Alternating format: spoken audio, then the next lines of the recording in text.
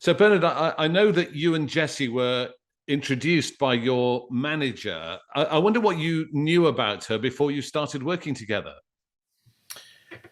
I had seen Jessie in, I think I'd seen her in Judy, the film Judy, which I really loved actually.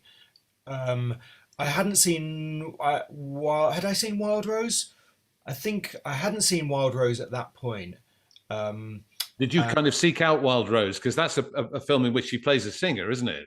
yeah, I did afterwards. I watched it afterwards, just to hear Jessie's voice, obviously. But I hadn't watched it at the time it came out. And what impression did her voice make on you when you first heard it? You know, what I look for in voices is not, I don't look for how many notes somebody can sing in their scales or anything like that. It's, you look for human being and a personality. That's what I'm interested in. I've worked with lots of people who can technically be good and all sorts of things, but I always look for character, personality. Who are you? That's what I look for. Um, but essentially, it was not. It wasn't down to me because it wasn't like I was going looking for somebody. In that sense, it's um, Jessie was put in touch with me as a potential somebody just to hook up with and see what would happen with. She's not the type that would go looking for a hit songwriter or something like that. She wasn't even trying to make a record. I mean, she just wanted to make some music. And what was your first conversation like? Do you remember it? Yeah, I do. Yeah, our first conversation was I was given her number and I called her on FaceTime. These were in the first lockdown times. She was and she was up a mountain. She was like walking through, came across my screen, and it was the howling wind and the rain. And she was like, "Hey!" like this, and I could hardly hear her, and it was really irritating to be honest, because you know when you're on the phone to somebody and you just can't really, why are you phoning me when you're walking through a mountain? It's just annoying, and but she was also very funny straight away, and yeah, what do I remember about it? One of the first things actually, well, she said, I said, where are you? And she said, I'm in Ireland. And I said, well, I know you're in Ireland, obviously. And it whittled down to where exactly in Ireland she was, which is a place in Kerry, the west coast of Ireland, which I know pretty well and I've been going to for years. So it was really weird because we knew these places. I know where she comes from Killarney, pretty well. Because you have some Irish roots of your own, don't you, Bernard? Yeah, well, my parents are Irish. My parents are from Dunleary, which is just south of Dublin. But we used to go to Kerry when we were kids as well, as a sort of treat. We used to stay on an island called Valentia Island, which is a remote island off the coast of Kerry. And I've been going there, taking my kids there as an adult as well. Beautiful part of the world, love it. I understand it. We had an instant understanding on the geography of the place. I think there's Kerry. It's wild, it's free, it's funny. You know, the people are. It's like a different. It's like a kingdom of its own. That part of the world. What always strikes me is when you look out the coast from the west coast of Ireland, it's nothing, and it's America. You know that the nearest thing is America, and it's so vastly far across an ocean that you can't even envisage it. So it's not like looking off the coast of Kent, you know, and looking at Channel Cross ferries or something like that. It's just vast, and of course, what that makes you feel remoteness, and you feel like a dreamer, and you feel there's inevitable romance, but also a barren sense of what could be and what's impossible and what feels impossible. So you feel all those things, and you also feel this freedom from it. That's what I always felt as a kid going to Kerry. And then when you meet people, Kerry people, they're like that. Jessie is one of those people. People always describe her as a force of nature. That's what people always use that phrase about her, which is a bit corny, but I also really understand it. She is a kind of force of nature, and so yeah, I often just think of the very first moment I saw her. Was on that FaceTime with like the rain and the wind and this big grin saying, "How are you?" I can see that there were the foundations then of some kind of relationship between you. But how did you build on those foundations? How did the creative partnership develop when you got together? It's just perfect for me. Jessie is perfect. The person you just look for, you dream of, because for all those reasons, you just we developed a relationship before we made music, and so our music became part of that relationship and how we communicated with each other and the language we started to use, and how we got to know each other. We did that through conversation. Like she came over to my house. We sat in the kitchen. We talked for at least an hour and a half, 2 hours before we did anything. We were just talking and talking, drinking tea, endless tea, talking about what we would do. Every time we wrote a song, we would sit and talk for a long time about what we'd read. She'd say to me, "Oh, I read this thing." And I'd say, "Tell me about it." And she'd tell me this long story, and I'd respond to it. And it became this very abstract. We had these very abstract conversations about a film, a TV show, a thing on YouTube, a book. Not very often music, to be fair, or just things that were going on. There was a lot going on. Summer 2020, there was a lot going on in the world. Obviously, the pandemic, but more than that, there was the Black Lives Matter movement, the statues, all those kind of things. And one thing tend to lead, conversations led abstractly to another thread about something very more abstract and related. We found related to something that we were reading. So she might mention something and I'd say that reminds me of this page in this book or this story that I've read or something, and we sewed all these things together, all these references, and then just wrote things down that we were saying, and the songs evolved. All the songs evolved in that way.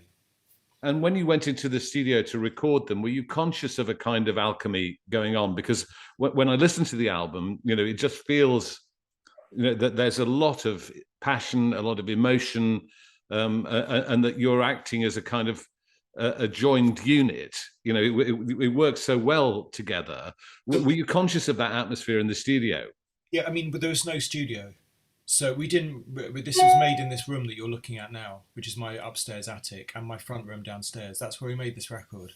So and when what happened is we recorded. So each day we'd sit in the kitchen, we'd talk for a long time. Eventually, a song would come out, and we recorded it on our phone with no microphones. I'd either play an acoustic guitar or the piano, but there was no microphones at all. And Jessie would just sing once at the end of the day. We recorded that sketch onto our phones. That was it, and we did that with every song. Then Jessie went off into movie land again, and we realised, we both said to each other, "What are we doing with this? What's this about?" And part of us was never going to make anything out of it. It was just the process of writing. And then I took a gamble, and I thought, I'm going to start trying to record this, make this into a record, and the best way I could think of doing it to maintain that unity that you mentioned was to take the phone recordings and use that as a template. And basically, I played along to the phone recording. And so I would play along with an acoustic guitar, working out an acoustic guitar part over this phone recording, or I'd add some percussion over this phone recording. And of course, when you record something in your kitchen, you've got no sense of time. It's all out of time, a bit bumpy, and the dynamics are really, really special because you're not in performance mode. You're in kind of slumped down in the kitchen over a cup of tea mode. And that was what was really, we found that was really unique about it. So I had to record it, bring in all those bumps, maintaining all those bumps and the dynamics and the feel and the emotion, and the tempos were all over the place as well. So I built on these recordings until you kind of eliminated what was there originally, if you know what I mean. So the new recording that was done with a nice microphone, etc., was eliminated what was there in the kitchen. And so that's how we did all of these. And then we ended up in another lockdown, and so I set Jessie up in her house, with a microphone, and the really most crude setup, which she'd never used before. She never used any kind of recording before. So I got somebody to send her a microphone and a little interface, and just fingers crossed, hope for the best. And she sang over what I sent her, and she'd send it back to me, and that was really special, really beautiful when that happened. When you got that recording, it must have been wonderful, wasn't it? When you sat down and listened to what she'd done. Yeah, amazing because yeah, I'm very used to sort of having worked with I don't know, lots of artists where you have you work with 15, 20 takes of vocals or something like that. It's kind of the standard thing. You work and you sing and you sing and you develop things, nothing wrong with that. Jessie's never been through those processes, and she didn't have that as the norm. So when she sings a song, she just sings the song once, you know? So she'd send me and she said, "Here's the song." And I'm like, "Oh my God, well, that's just one take of vocal. That's your first take." And it was beautiful. And what you could do with that though is you could say, well, okay, we've got all the pieces in place here. It's just beautiful, and its tuning is perfect. But what you can say then is say, can we now try it a different way? Try and think about it emotionally in a different way. What would happen if you thought about this line in a different way? Um, and then she'd send me back another one with that. So after we talked about that. Yeah, I mean, there was no song that had more than two vocal takes on it that I used. That is extraordinary. And I mean, what an amazing album it is. And obviously, it's been very successful. It's been at the top of the folk albums chart, and it's nominated for the Mercury Music Prize. Have you been pleased, surprised, taken aback by the reaction to it? You know what? We made this record out of love. Really did. The two of us together, it was our passion.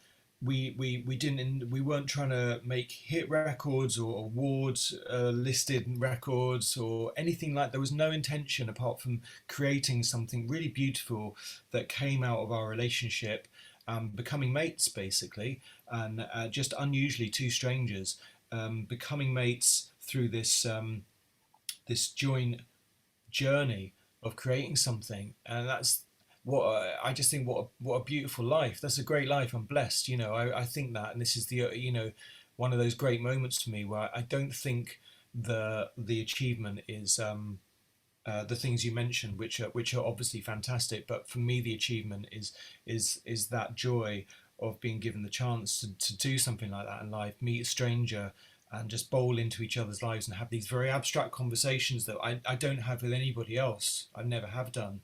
And it's and end up creating something that is a total labor of love and a passion for us. But I feel when you pour that much love into something, I think that other people feel it, and that's what other people connect with. So that's what I like to think that's you put that amount in and it rubs off. So I mean, the fact it's part of the folk world is really important to me, actually, and what's happened with the chart, because we didn't talk a great deal about music, honestly. We had some playlists we shared and stuff that was just some great music, things like Nina Simone, Roberta Flack. But one of the things we mentioned first of all, the first thing that Jessie ever mentioned to me was you made that Sam Lee record, Old Wow. Yes, Old Wow. Yes, a great favourite of ours. Of course, I'm sure. I'm glad to hear that. And when Jessie mentioned that to me, I was like, "Oh, right, you know that record," because not a lot of people know that record. And I love that record. I love Sam. I'm big friends with Sam, and a big fan of his, and I really adored that record. And for somebody to bring that record up out of all the records I've made was quite special for me. It put Jessie on a different pedestal for me straight away. It was like, wow, you get that. If you get that, I think differently of you straight away. So actually, this record was born out of that, the embers of Old Wow for me, and watching Sam's process in making that, and some of the musicians that I worked with on Old Wow, I've worked with us live and on this. On this experience, so it's kind of, and Sam's approach to folk and what folk means and folk music it is in the modern world is really something that's really inspiring to me. So I've dipped my toes into it different stages. I worked with Bert Jansch for the last 10 years of his life, and Pentangle is a big influence on this record. So that sort of side of we're touching into that world is really special to me. Footnotes on the Map is a track I think inspired by another great friend of Folk on Foot, Robert McFarlane, who we've walked with We featured his relationship with Johnny Flynn a lot on this podcast. Tell us how he inspired this song. Well, so again, it was Sam introduced me to Old Ways, Robert's book, Old Ways, which is about walking. And this is, again, first lockdown. Everyone was off walking, weren't they? And it's one of the things that as soon as I picked this up, it blew me away. I was also very into, for the previous few years, discovered The Rings of Saturn by Seaboard. If anyone knows Seaboard's work, Rings of Saturn is essentially about him walking along the Suffolk coast and its connections with all sorts of things. But I became me and Jessie both became wrapped up in these books, and they had big influences. There's a section in Robert's book, in Old Ways, where he describes how Aborigines first walked the earth and how they emerged. And I think he calls them the dream. What is it now? The phrase, the dream catchers. But anyway, how they emerged from the ground, and they traced their steps by mapping out melody and notes, so that how they would trace out for the people who came after them how to get from A to B was literally but with footsteps that were placed in song. And that was the emergence of folk song, of music, so a footstep would be a note, a road, a pathway was like a song. And I kind of got it into my head that it was almost like seeing mountains as choruses, and rivers as sections in a song, and melodies coming out of geographical landscape and things. And of course the whole thing's a journey, and anyone who makes music, of course, we all see music as a journey, listening to it, but also traveling your way through it and navigating it. So these footnotes, I just stole that that line, and it's purposefully a song that musically builds. There's two chords. Any baby could play the two chords in the song, and it builds and builds out of this simple acoustic, and by the end you get this choir, and which is mainly me, and then there's some Sam Lee thrown in there as a tribute. I insisted Sam come in and sing on the song. He kind of didn't know what he was doing that day, and I just said, you need to be on this song, and I'll tell you why another time. And that's why it's my homage. So Footnotes I really love. It's really special for us, and I hope I paid my debt to Robert for inspiring it, and I hope I've done him justice. But it is great to talk to you. Thank you very much indeed. Thanks so much for having us and featuring us on it. It's an amazing album.